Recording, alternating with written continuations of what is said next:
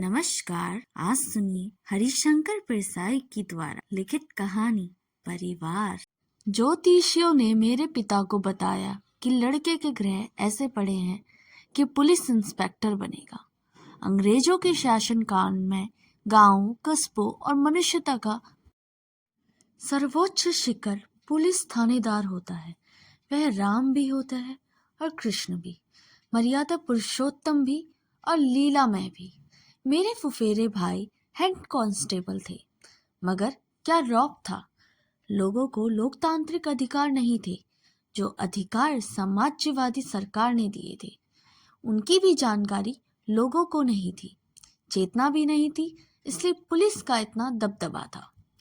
मेरे पिता लकड़ी के कोयले का धंधा करते थे और बाहर कोयला भेजने के लिए रेलवे वैगन जल्दी पाने के लिए स्टेशन मास्टर को घूस खिलाते थे। वे खुद बाहर से आते तो रेल टिकट नहीं लेते थे। मैं भी बिना टिकट आता था। मेरे पिता की घूस खाने वाले बाबू थे ना सब। तो पिता की नजर में आदर्श नौकरी रेलवे बाबू की थी। घूस थानेदार भी खाता था और रेलवे स्टेशन मास्टर भी, देशी साहब भी और अंग्रेजी साहब भी। मगर अंग्रेज साम्राज्यवादी के शोषण और भ्रष्टाचार से सेटिस्फेक्शन होता था। Bleeding height with grace. Grace था आज भी जैसा भोंडापन नहीं। अंग्रेज साहब यह नहीं कहता था पिपरिया से एक बोरा अच्छी दाल लेते आना। नहीं, to crude these pretty natives, I am English. तो साहब को बड़े लोग डाली लगाते थे। डाली में फल, फूल, मेवे और इनके साथ रुपए।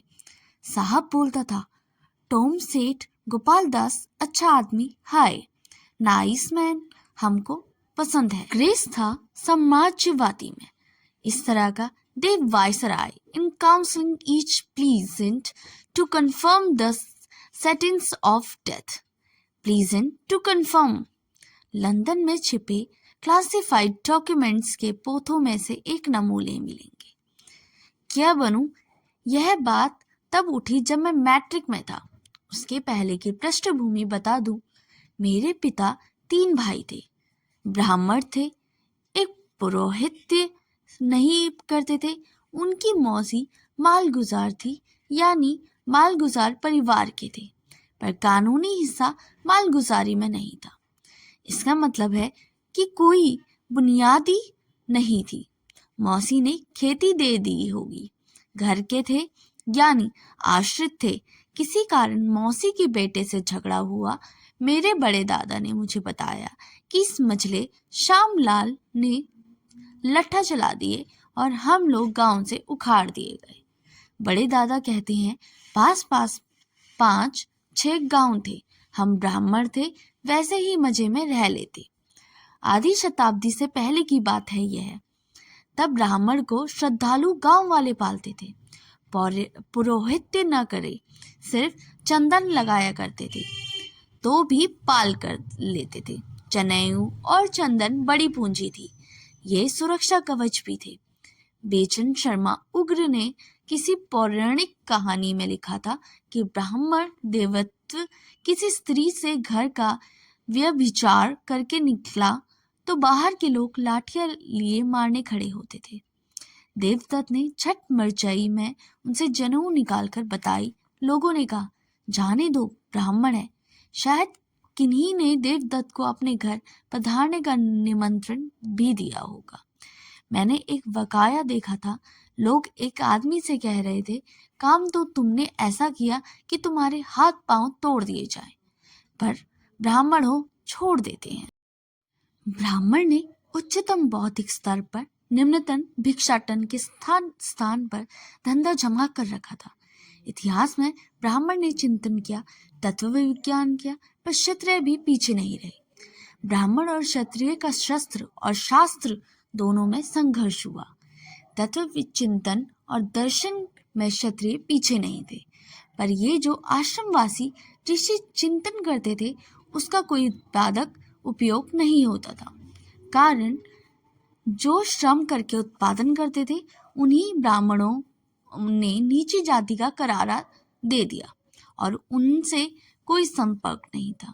चिंतन अलग और श्रम अलग अलग तकनीकी विकसित नहीं और उन तकनीकों से हल के फल तक कोई सुधार नहीं किया गया।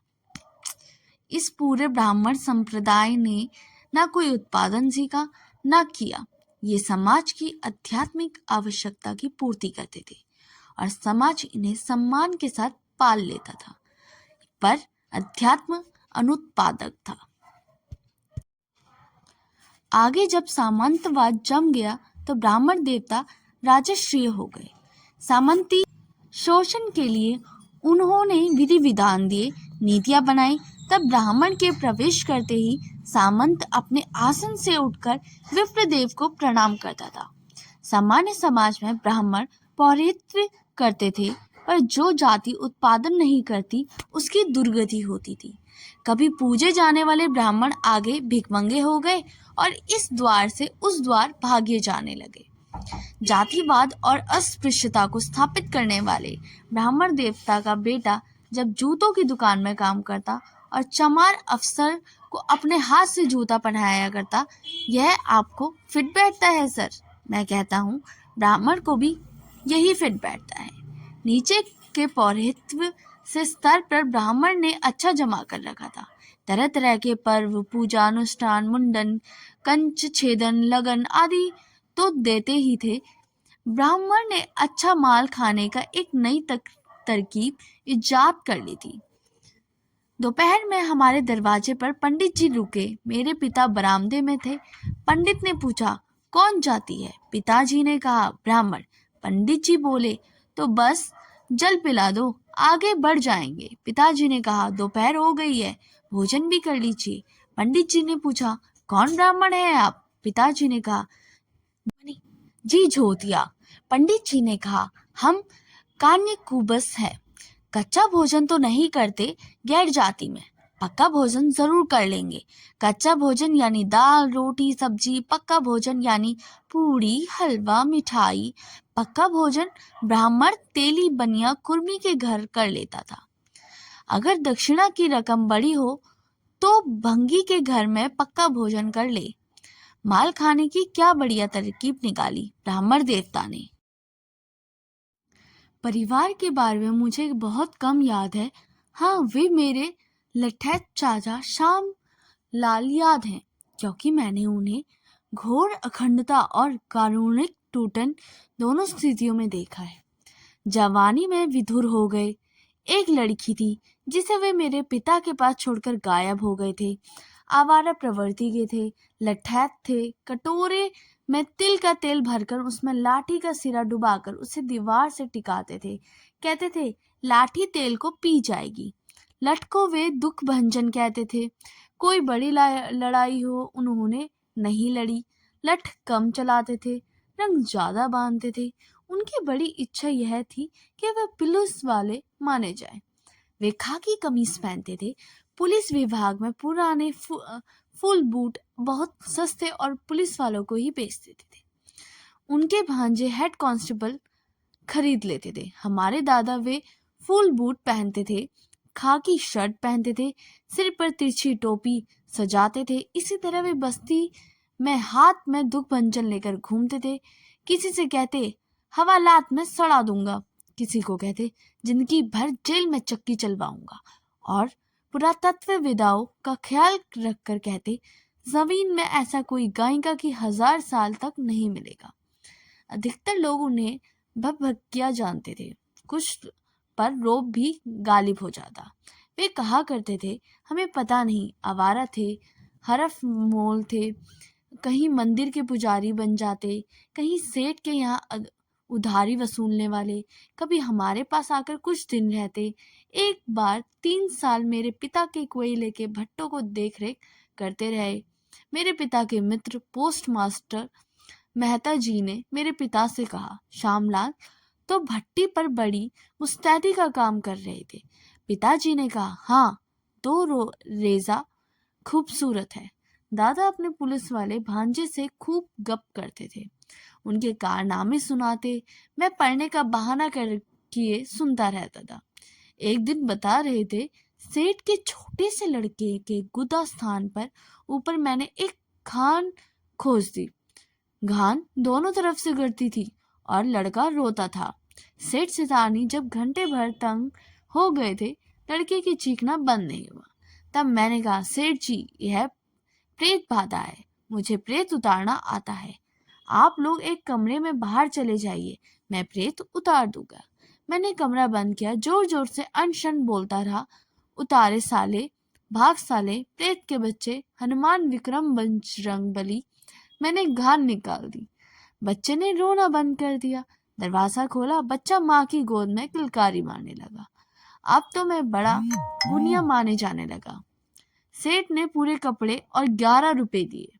कई साल बाद सन 1960 में जबलपुर में घर के सामने रिक्शा रुका और उसमें से उतरे हमारे दादा। वे 80 साल से ऊपर के थे, मगर तगड़े थे।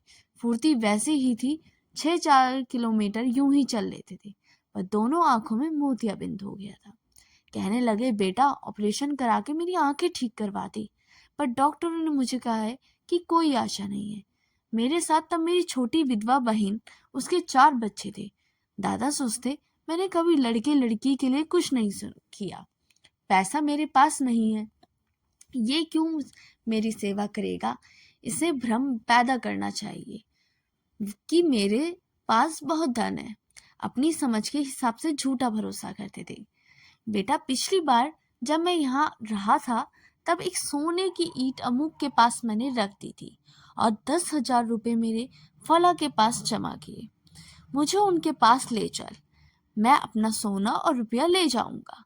मैं जानता था कि यह झूठ है। वे अर्धविक्षिप्त भी हो गए थे। आखिर उनके बहुत हट करने पर मोतियाबिंद का ऑपरेशन हुआ। हम उन्हें आशा देते कि पट्टी खुलने का पर साफ दिखेगा। एक दिन पट्टी खुली, आंखें खुली। हमने पूछा, हाथ दिखता है? 5 उंगलियां दिखती हैं? हम देखते हैं। उन्होंने अपने को हमें धोखा दिया। बोले, हाँ, अब दिखता है। फिर फरक कर रोने लगे और बोले, बेटा, मैं अंधा हो गया हूँ। उनकी जीने की इच्छा उसी क्षण खत्म हो गई। वे रोज स्नान करके पूजा करते और तब भोजन करा करते थे। उसी दिन उन्होंने नहाना और पूजा करना छोड़ दिया। बिल्कुल चुप पड़े रहते। 7 से 8 दिनों में वे मर भी गए। मरने के बाद कई बार बोले, अच्छा है, बेटा भी यही है, बेटी भी यही है, बच्चे भी यही हैं, मेरे सभी मेरे पास हैं। उन्हें अटकल से मेरे छोटे भाई के तथा बहन के सिर पर हाथ रखा और बोले, बेटा शंकर, ये गौरी का बेटा है, ये सीता की बेटी है। जीवन भर निर्मोही का अंतिम मोह था। यह उन्होंने प्राण त्याग दिए। लोगों ने कहा, श्रद्धा करो, पिंडदान करो, स्त्रीधि करो। मैंने कहा कि सत्रधि और दुर्गति उसकी होती है। वे स्वर्ग या नर्क वह जाता है जो सत्कर्म या दुष्कर्म करे। हमारे दादा ने जिंदगी भर कुछ किया ही नहीं, अकर्म योगी थे, सीधे स्वर्ग पहुंच गए होंगे। मेरे पिता जंगल नीलामी में रह लेते थे और लकड़ी का कोयला बनवाते थे। जहाँ जंगल लेते वहीं पास में बस्ती में रहने लगे। जंगल में कोयला बनाने के लिए बड़े बड़े भट्टे लगाते थे। इस गांव से उस गांव में जाते और लोगों के वहां रहते। बिच्छू का डेरा पीठ पर था। मुझे मेरे पिता भी ऊंचे थे, तगड़े थे, कोशों का साफा बांधते थे, झिरझिट मूछें रखते थे, घोड़े पर सवारी करते, ठेकेदार साहब कहलाते थे। वे घोड़े पर साथ बिठाकर मुझे जंगल ले जाते। मैं सिर्फ 8 साल का था। घोड़े और पर्ची में घास खा रहा था। न रस्सी, न लगाम, न जीन। मैं चबूतरे पर उसकी नंगी पीठ पर बैठ गया, उसकी गर्दन के बाल पकड़ लिए और झटका लगते ही घोड़े अपने रोज के परिचित जंगल के रास्ते पर चल पड़ा। सामने का मैदान पार कर लिया तो मुझे डर लगा। मैं उसे लौटाना चाहता था, पर लौटाने में मुझे नहीं था। घोड़ा दौड़ने लगा। मैंने उसे रोकने के लिए बाहर जोर से खींचे। इसे उसने और तेज दौड़ने का इशारा समझा। मैं खूब तेज दौड़ने कर लगा। घबराकर मैं उसकी गर्दन से चिपट गया। घोड़ा भाग रहा था, मैं चीख रहा था। आखिर मैं फिसलकर गिर पड़ा।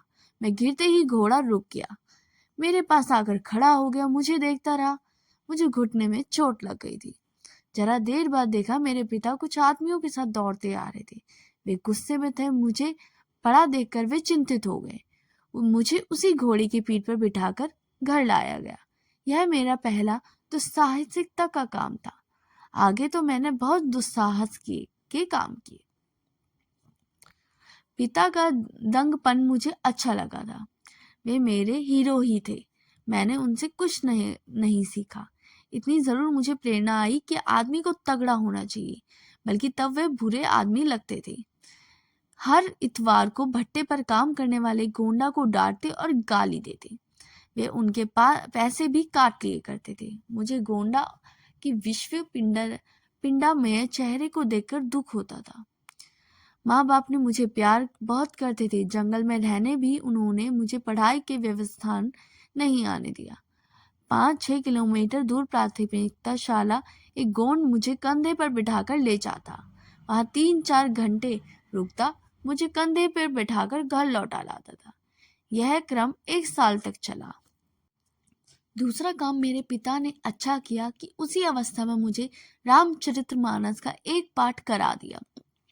सुबह रामचरितमानस का पाठ किया और शाम को भगवान की आरती। यही नियम था। रामचरितमानस की छोटी मोटी दिलचस्पी बातें मुझे समझ में आती थी। सुंदरकांड बहुत अच्छा लगता था। हनुमान मेरे हीरो थे। मुझे आधी रामचरितमानस कंठस्थ हो गई थी। इससे मुझे आगे बहुत लाभ हुए। अगर आपको यह कहानी पसंद आई हो तो लाइक और कमेंट जरूर करें और सब्सक्राइब करना ना भूलें। मिलते हैं अगली कहानी में। तब तक के लिए धन्यवाद।